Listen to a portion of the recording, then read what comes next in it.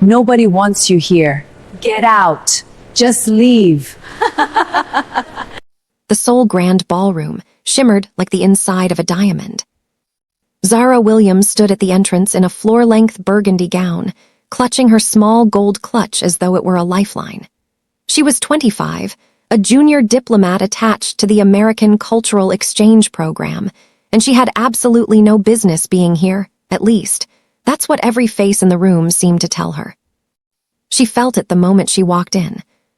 The whispers, the glances, the slow, deliberate way 3 women near the Champagne Tower turned and laughed behind manicured fingers, their eyes fixed on her like she was a joke the universe had just told.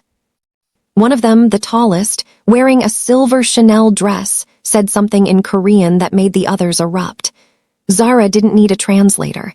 She'd spent enough time in this city to understand the tone, if not the words. Look at her. Who invited her? Zara lifted her chin. She had learned long ago that the answer to humiliation was posture.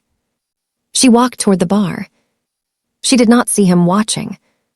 Kang Jinwoo noticed everything. It was a professional habit, one that had kept him alive through a decade of navigating Seoul's underground empire. At 30 years old, he was the youngest man ever to chair both a legitimate tech conglomerate and the invisible network of power that most people in this room pretended didn't exist. The Kang name opened every door in South Korea. The other Kang name, the one spoken in hushed tones in back rooms, closed them permanently. He stood at the far end of the ballroom with a glass of scotch, flanked by 2 men who were decorative only in the sense that furniture could be decorative. His black tuxedo was cut like a weapon. He had watched the woman in burgundy walk in. He had watched his ex-girlfriend Soo-yeon and her circle laugh. Something cold moved through his chest. Not rage exactly, something more deliberate. He handed his glass to one of his men and began walking. Zara had just ordered sparkling water. She needed a clear head tonight when she felt the shift in the room, like a current changing direction. Conversations stuttered. People straightened. "Miss Williams." The voice came from beside her, low, unhurried, the kind of voice that had never once needed to raise itself to be obeyed. She turned. He was unexpected was the only word. She had seen photos of Kang Jinwoo in the briefing files. Powerful tech mogul, philanthropist, rumored underworld ties. But photos had done him a particular injustice. There was something still and magnetic about him in person, like standing beside a sleeping volcano. "You know my name," she said, because that seemed like the important thing to address first. "I make it my business to know every guest at an event I'm hosting." His English was flawless, lightly accented. His eyes were very dark. "You're with the American Cultural Office." "Deputy attaché," she tilted her head, "and you're the reason this chandelier exists." The corner of his mouth moved, not quite a smile. "I donated it, there's a difference." "Is there?" This time it was a smile, small, private, like she'd passed some test she hadn't known she was taking. "Dance with me," he said. It was not phrased as a question. Across the room, she clocked the silver-dressed woman staring. The laughter had died completely. "Why?" Zara asked. "Because you walked in here like you owned the building," he said quietly, "and those women tried to take that from you. I find that offensive." She studied him for a moment. In her line of work, she had learned to look for the angle. Everyone had one. "And your angle?" she asked. "Dance with me," he repeated, "and find out." She took his hand. The ballroom reorganized itself around them. She was a good dancer. Her grandmother had made sure of that. Saturday mornings in a Chicago kitchen, Motown on the radio. Jinwoo was better, which surprised her. He moved like someone accustomed to controlling space. "You're not what I expected," she admitted. "What did you expect?" "The briefing file described you as imposing and transactional." Both accurate. His hand was warm at the small of her back, maintaining exactly the correct amount of distance. Professional, and yet, what else did it say?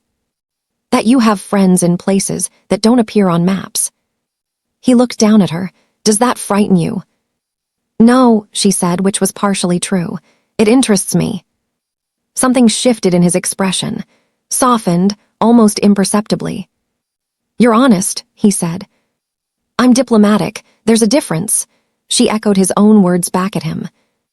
This time, the smile reached his eyes. They danced twice.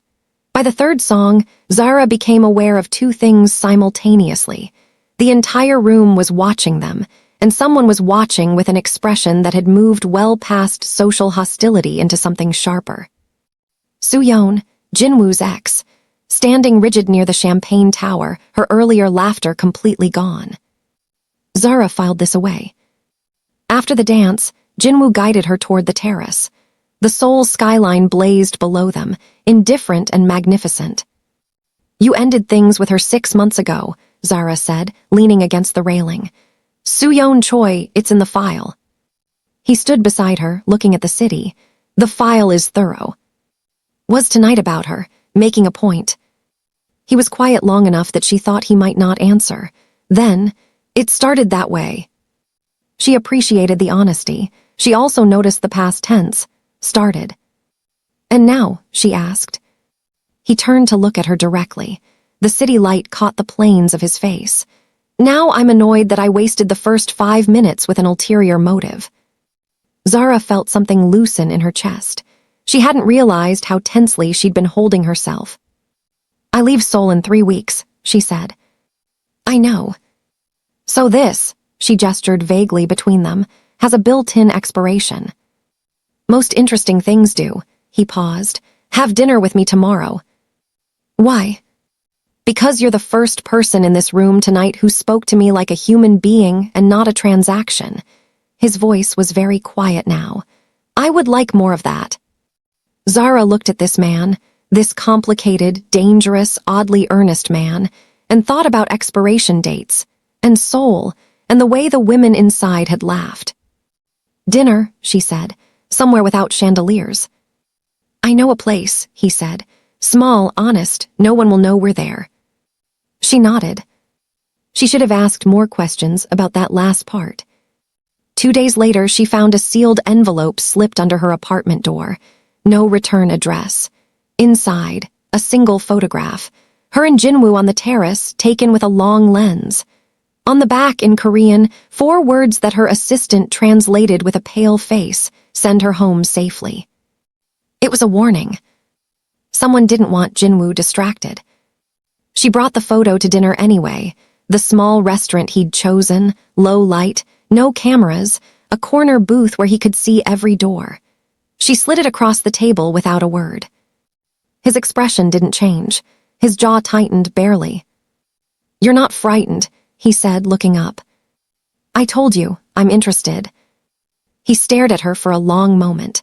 Then he turned the photo over so neither of them had to look at it. There are people, he said carefully, who profit from my isolation, who need me without attachments.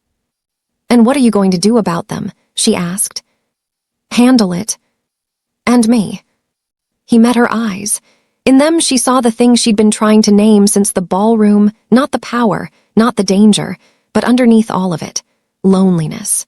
The specific, polished loneliness of a man who had been both feared and desired for so long that he'd forgotten the difference. That, he said slowly, is what I'm trying to decide. Decide fast, Zara said, picking up her menu. 3 weeks. He laughed, a real one surprised out of him, low and warm and slightly undone. Outside, Seoul hummed with 10 million lives. Inside the restaurant, in a corner booth, a woman who had been laughed at and a man who had forgotten how to be known looked at each other across a small table. And began. The photograph was never traced. The person who sent it was handled, quietly, in the way Jinwoo handled things. Zara's 3 weeks became 4. Then indefinite. Some expiration dates, it turns out, are negotiable. If you enjoyed this billionaire romance, please like and subscribe to the Billionaire Evolution channel for more luxury love stories. See you tomorrow.